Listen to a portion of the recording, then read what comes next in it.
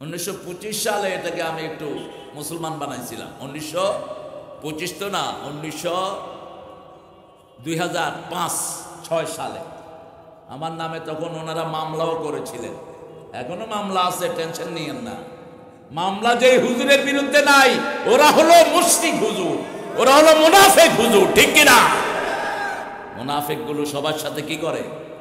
তাল মিলায়া চলে। আগেও ওনার বাজার ভালো, এখনো ভালো। এগুলো কি গোল আলু? কি আলু? গোল আলু। আল্লামা সাইদির মতো লোকের এরা রেহাই দেয় নেই, যে লোকের হাতে শত শত লোক কালেমা পড়ে মুসলমান হয়েছে, ঠিক না ঠিক? আমরা কোন কোরআন হাদিস বিরোধীকে আমরা পছন্দ করি না। তোমাদের মধ্যে যারা কোরআন প্রেমিক তারা আমাদের বন্ধু, ঠিক না ঠিক? আমি এটাকে মুসলমান বানিয়েছিলাম এইভাবে, আল্লাহর ইচ্ছায় যাহা হয়। এটা ঠাকুরের আরেকটি বিখ্যাত গান। আমি বলেছিলাম, আমার মাবুদ আল্লাহ, আমি তোমায় ভালোবাসি চিরদিন। বলেন, চিরদিন তোমার আকাশ।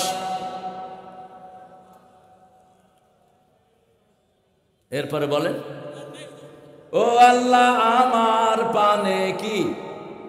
আল্লাহ বাঁশি বাজায়, এই তো ঠেকছেন আপনারা। চিরদিন তোমার আকাশ, তোমার বাতাস আমার পানে, ও আল্লাহ আমার পানে নামায় রহম মাবুদ আল্লাহ, আমি তোমায় ভালোবাসি। আলহামদুলিল্লাহ বলে। রবি ঠাকুর জীবিত থাকলে বলতাম, এইভাবে লেখো, তাহলে তোমাকে পরকালে আল্লাহ নাজাত দিয়ে দিবেন, ঠিক না ঠিক? আরেকটা তিনি লিখেছেন বড় বিখ্যাত গান, আমার পরানো যাহা চায় তুমি তাই গো। সরাসরি কোরআনের আয়াতের সাথে কন্ট্রাডিক্টরি। দেখেন, আল্লাহ বলছেন, ও আম্মা মান খাফা মাকামা রাব্বিহি ওয়া নাহান নাফসা আনিল হাওয়া ফাইন্নাল জান্নাতা হিয়াল মাওয়া। যে আল্লাহর উপস্থিতিকে ভয় করে আর মন যেটা চায় সেটা করে না, আমার জান্নাত আমি তার বাড়ি বানায়া দেব। এখন উনি বলছেন মন যেটা চায় সেটা করতে, ঠিক না ঠিক? আমারও পরানো যাহা চায় না, আপনার পরানেরটা আমরা করবো না, আমরা আল্লাহটা করবো, ঠিক না ঠিক? ওমা তাশাউনা ইল্লা আইয়াশা আল্লাহু রাব্বুল আলামিন।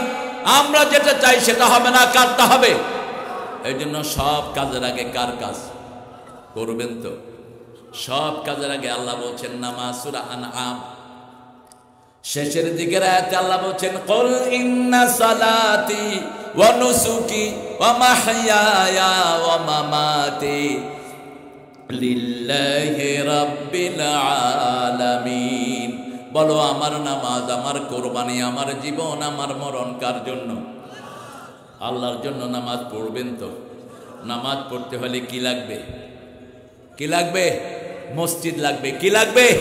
মসজিদ লাগবে। রাসূল বলছেন, যে দুনিয়াতে মসজিদ বানায় আল্লাহ জান্নাতে তার জন্য বাড়ি বানায়। যে দুনিয়াতে ধৈর্যশীল হয়, বাপ মা ভাই বোন মারা গেলে বিলাপ করে কাঁদে না, চুল ছিঁড়ে না, চিৎকার করে না, চোখের পানি ঝরে, কিন্তু বলে ইন্না লিল্লাহি, আল্লাহ বলেন এদের জন্য জান্নাতে বাড়ি বানায়া দাও।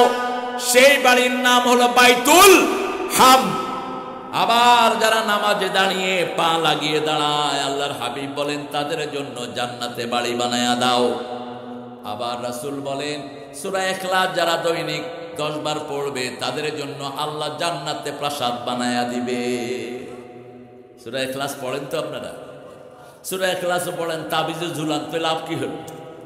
সূরা ইখলাসও পড়েন, মাজারে গিয়ে সিন্নি দেন, লাভ কি হল? সূরা ইখলাসও পড়েন, আবার বলেন কেউ ফিরে না খালি হাতে, কি জানি কিরকম মুখস্থ করছে। কোন দরবার আমরা বিশ্বাস করি না, এক দরবার ছাড়া, ঠিক না ঠিক? সেই দরবার কার?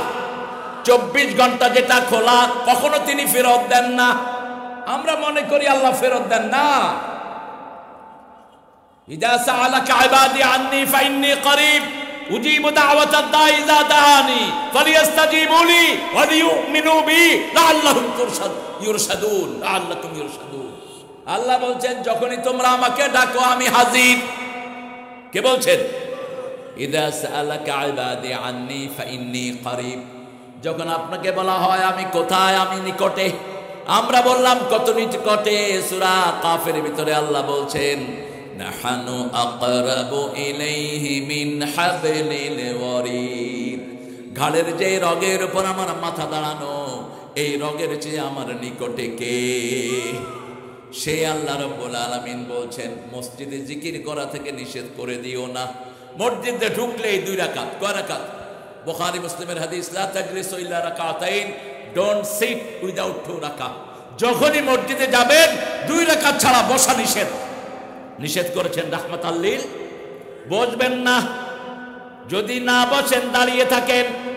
বসতে হলে কয় রাকাত? এখন আপনি লিখে রাখছেন লাল বাতি চলাকালীন নামাজ পড়া নিষেধ। কে কইছে আপনারে? রাসূল বলছেন যখনই ঢুকো, তুমি ফজরের সুন্নত ঘরে পড়েছো, মসজিদে বসতে চাইলে কয় রাকাত? আসরের পরে কোনো নামাজ নাই, কিন্তু আপনি মসজিদে বসতে চান, কয় রাকাত?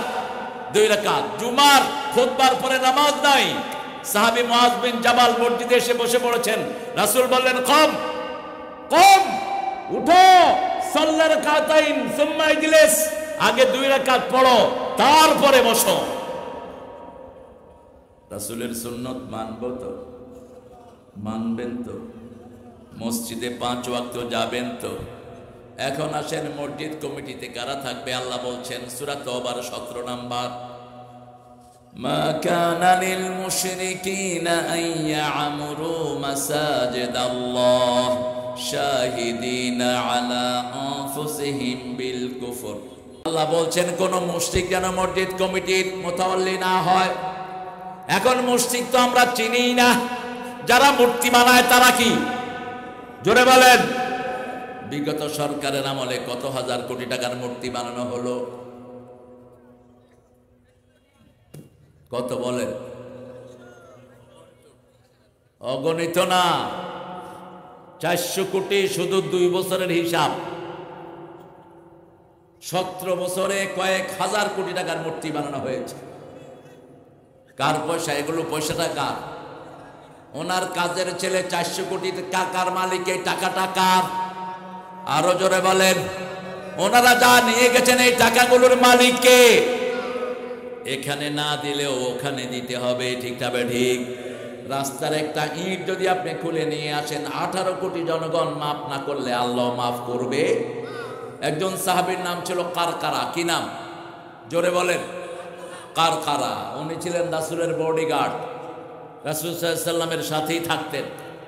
Suddenly he has died.